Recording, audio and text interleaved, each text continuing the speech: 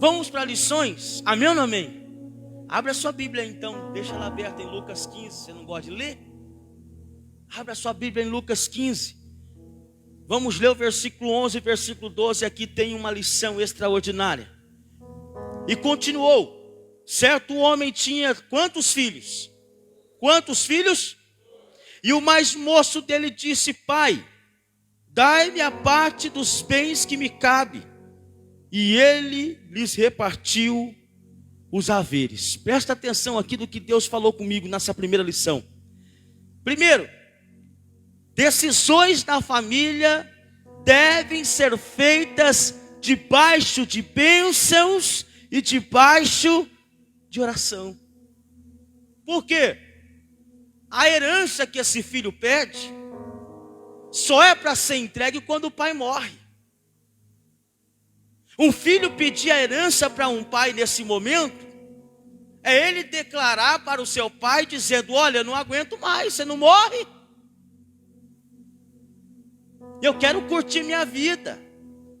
Então passa para mim a minha parte. Você sabe que essa decisão que esse filho toma, ele vai sofrer lá na frente. Por quê? Porque essa decisão não está debaixo de oração, não está debaixo de bênção, não está debaixo do propósito de Deus, não está dentro daquilo que realmente Deus estabeleceu. Uma coisa é um filho estar na casa do seu pai e da sua mãe, e ele é um menino abençoado, ela é uma menina abençoada, e ela é cheia de sonhos, cheia de projetos. Ela disse: pai, ô mãe, deixa eu dizer uma coisa, eu quero estudar nos Estados Unidos, eu quero fazer uma especialização nos Estados Unidos. Se o senhor orar por mim, o senhor me abençoa. O que o pai e a mãe vai fazer? Claro, nós te abençoamos, filha. Você vai ser uma bênção. Pai, eu quero fazer um cursinho em São Paulo. Pai, eu tenho tantos projetos debaixo de oração, de comunhão, de bênção. Esse filho não está pedindo uma herança. Esse filho não está pedindo a morte do seu pai. Ele simplesmente está orando e pedindo para que o seu pai o abençoe, para que os seus projetos futuros sejam uma bênção. Então, todas as vezes que nós tomamos decisões sem oração e quebrando o princípio, a gente vai estar mal. Esse filho aqui, ele vai dizer assim: eu quero a minha herança, mas não era tempo de receber. Ele não ouve instrução dentro de casa. E esse dinheiro que ele vai receber não está abençoado, porque o pai teve que antecipadamente fazer algumas contas divididas aos seus filhos e entregar a parte que era dele. E o pai não vai questionar. Aqui o texto, o pai não vai brigar, o pai não vai quebrar o pau. Você quer? Olha, sabe que não é o momento, meu filho. Você orou, você pediu. Na verdade, esse princípio não tem como pedir, porque é bíblico. Quantas pessoas lutam por herança? O pai e a mãe estão no hospital. Os médicos falam assim: ó, tem 10 dias de vida, os filhos já estão se matando pela casa. O pai e a mãe estão velhinhos e já estão com cochicho. Fez inventário? A terra lá de Goiás é minha. Não, aquilo ali é meu. Pior não é isso, é quando o pai e a mãe morrem. No mesmo dia já sai o quebra-pau dentro da própria casa por causa das coisas que deixou. Isso é sinal de família doente. Isso é sinal de família que não tem estrutura. Famílias que estão mais apegadas a bens, a coisas financeiras, do que o amor próprio, principalmente aos integrantes da sua família. E a primeira lição que eu passo para você é que as decisões na família precisam ser feitas debaixo de bênção e de oração. Vocês precisam estar em comum acordo. Ô bem, eu estava pensando em vender a nossa casa e comprar uma casa lá no bairro tal, ou na cidade tal. O que você acha? Ah, não sei. Vamos orar? Vamos participar dos cultos? Vamos buscar a palavra? Não, primeiro nós fazemos de qualquer jeito, depois que o pau quebra que a gente vai buscar a presença de Deus. Isso está errado. Tem uma história semelhante a essa, que está no livro de Ruth, no capítulo 1, versículo 2 e versículo 3, que a Bíblia vai dizer que